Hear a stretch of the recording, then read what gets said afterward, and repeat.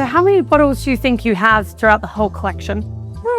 That's a big number. It's in the 100,000s. So today we are in the heart of Las Vegas at the Venetian Resort. So with Miklos, Director of Wine. We're in their private cellar here. So many people don't realize that Vegas is like, all the wealthiest people in the world come and gamble here. And it is an international stage.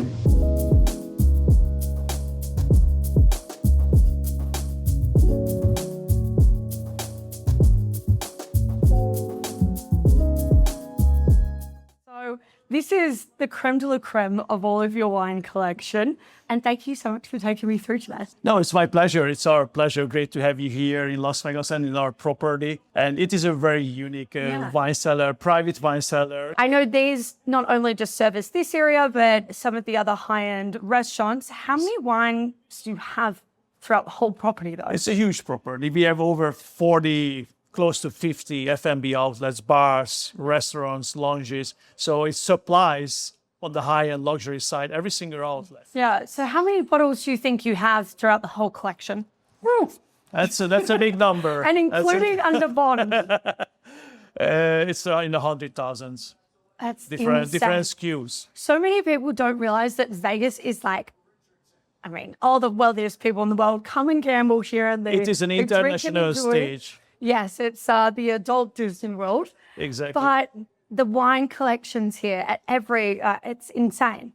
And it's not just the collecting to collect dust. We do have the clientele who enjoys, appreciates, and drinks these wines. Yeah. Let's get into it. Yes. Let's start off with champagne. I heard you love champagne. Yes. So many people are talking more about these wines and champagnes. What are some of your favorites? May I show you? Yes. Yeah.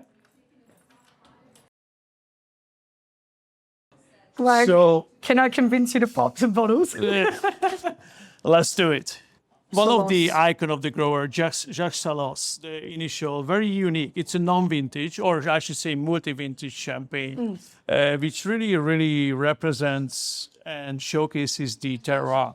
What's unique about this wine as well, that they use the Cellar system. So they have a Cellar what they started in 1986. So it's a blend of multiple vintages to showcase the terroir. A little bit of the oxidative style, but one of my favorite grower producer. And do you, at some of these places and restaurants, do you ever offer like these kind of champagnes by the glass? Definitely. We have some amazing Cristal by the glass set coat, for example. So we do have Laurent Perrier and our property champagne, Perrier Jouet as well too. So champagne is everywhere. Oh, we'll go for a glass after. So what are some of the older ones that you have here? You see you have some, yes, you got the Tardemont Rocher. 2016, the Coche Corton. That's pretty amazing. 2004 Salon, you mentioned your iconic champagne. That's something meant to age as well. 2004, yes. So. I know, a Salon's supposed to age for too long. I just think about it. It feels like yesterday, but it's already 22 years old. So I know. It's pretty amazing. And it's still a baby. It's beautiful wall. Everybody loves Burgundy. Everybody loves the famous Domains. And Domaine de la Romanée-Conti, definitely one of them. Amazing selection of the different crews. Yeah. Some of the monopoles as well, like Lotage and Domaine La Romanée-Conti, Romanée-Conti as well, to be lucky enough to have a magnum there in that nice wooden box, which is very unique. The 2017 vintage of the Romanée-Conti. That's incredible. And then we have our Lafite Rothschild. So Lafite, or the first growth, basically, Mouton, one of my favorites. Yes, what is this? Let's take a look. Yes. So many people don't know with Mouton Rothschild, like they have the beautiful labels and work with artists. Right. I don't think I've ever seen talking this. About not just great wines, but collectible items, right? Because some of these collectors, they love art as well too. Yeah. And as you mentioned, Chateau Mouton Rothschild since 45, they've been using different artists for every single vintage to showcase it on the label. However, the 2000 vintage is very unique because they didn't choose an artist. They used the Augsburg rum from the winery and they kind of engraved it with gold.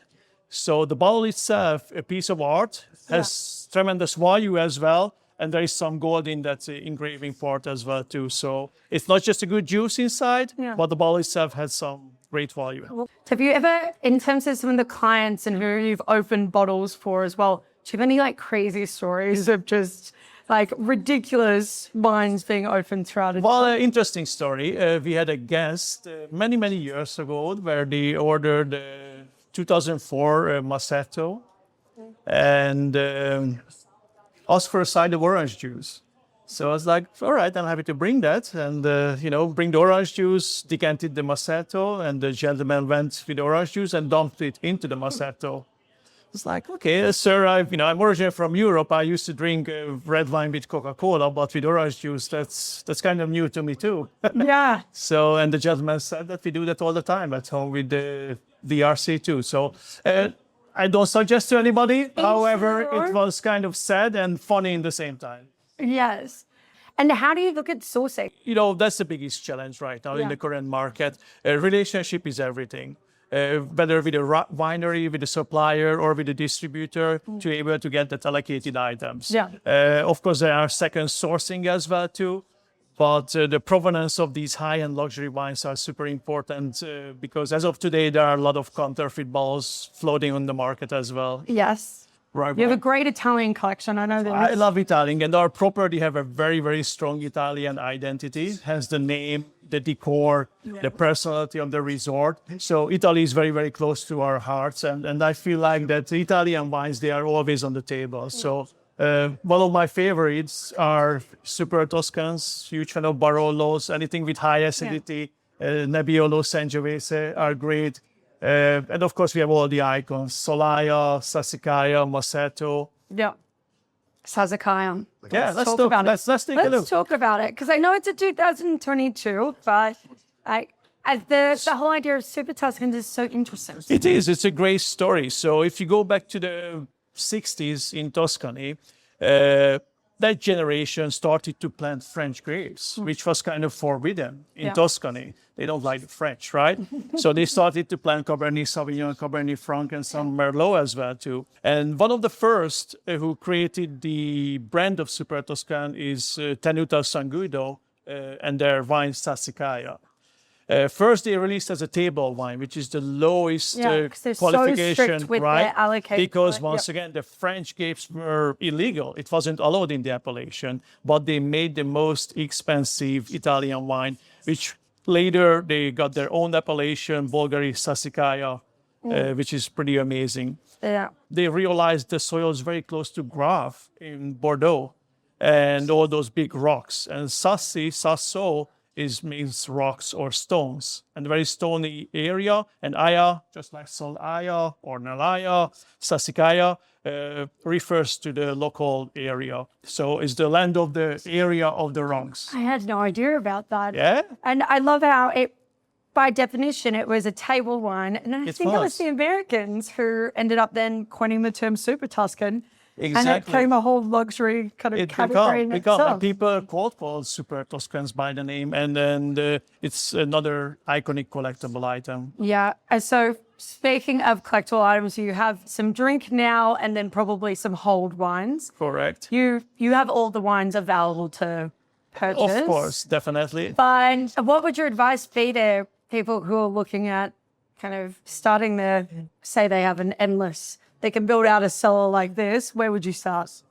I think the biggest question to yourself, are you buying and collecting and creating this cellar for yourself to enjoy and drink? Or are you doing that to showcase it and maybe flip the wines? Because it's a big investment. And some people, they buy it to showcase it, kind of like stocks. Sit on a little bit and then sell it. But if you drink it for yourself, purchase it, store it properly, very important, because it's a big investment. Temperature, location, humidity. Talk to me about temperature. Like what temperature is this at? So the white wine champagne around 43, 45 Fahrenheit, red wine slider about 55, and 57 around the big bold red wines. Yeah. Temperature is very important, and that's cellar temperature. And also just stay away from lice and shakiness. Yes, wine does not like movement. They don't. Protect your investment, Yes. right? So it's very important. Another big advice, check your source. Where you buy it from. Once again, the provenance of the wine is everything. So you don't want to buy a fake wine, sit on that, and a couple of years later, when you're trying to open it or flip it, realize that you have nothing. I know we have Petrus up the top there as well. How many bottles of some of these how many bottles of DLC? Right. So the purpose of this wine cellar, since it's available for the whole property, that we have multiple bottles, multiple vintages. So when we have the right guest, we don't have to downsell or sacrifice the experience because we have multiple bottles. Even the most expensive wines usually have multiple vintages and multiple bottles just to make sure that we're always ready for the right guest. Hidden gems. What are the wines, if I'm getting into wine, that I should know, that you love? Exactly. There are the classics, right? The classics, I feel like they never go out of styles, but there are also up and coming areas, appellations, and producers as well too. You see that in every area of the world. This cellar focuses definitely the classics. No. However, for example, in Napa, California, besides the icons, we have a couple of cool things what nobody knows about it. And let me show you one more. Tell me. This is my favorite thing. So, do you know which year is it? Besides 2026 in the Lunar New Year? Yes, well, it's 12 years before, yes? Yes? Yeah. So this is the year of the horse. Yeah. And not just the horse, but the fire horse, which doesn't happen frequently. It's every 60 years, I believe. Correct. Yes. Correct. You're right. So that being said, the ghost horse from California, from Napa, the Phantom, 2019 vintage. It's one of those wines that people, they don't really know about yet, but one of the most expensive and one of the best wines coming from Napa, California. Wow, And it's a gorgeous label too. it's beautiful. I know, I can feel it. Yeah. So who's the producer? Todd Anderson. Yeah, amazing. And they have an amazing private club, and he's actually releasing a new wine, which will be around $50,000. Oh, wow. Yeah. Add that to So the look at list. these wines. You mentioned the ageability of the wines, which is a must-have. Yes, obviously, as we're heading further down this way. Right, we are happy to have some older vintages We did too. start with Salon, which needs a fair amount of time, but yes, as you move into more of your Napa and old Italians, your Amarones, and Right, like the Bertani from the 60s. oh my gosh, okay, Yep. can we talk about that? Yeah. I know we won't move it because We don't want to disturb it. no, let's respect let it- him. Let's Or it her. sleep. Yes. So 1964. That's correct, That's insane. right? And these are the wines also that the approach that the winemaker makes it for the next generation. So you are drinking your grandparents' wines and you're making your wines for your grandson. Yeah. And the ageability process, it's there. These are the wines they will live forever, basically. And 64, I tasted it recently. Very lucky to do that, and it's still alive.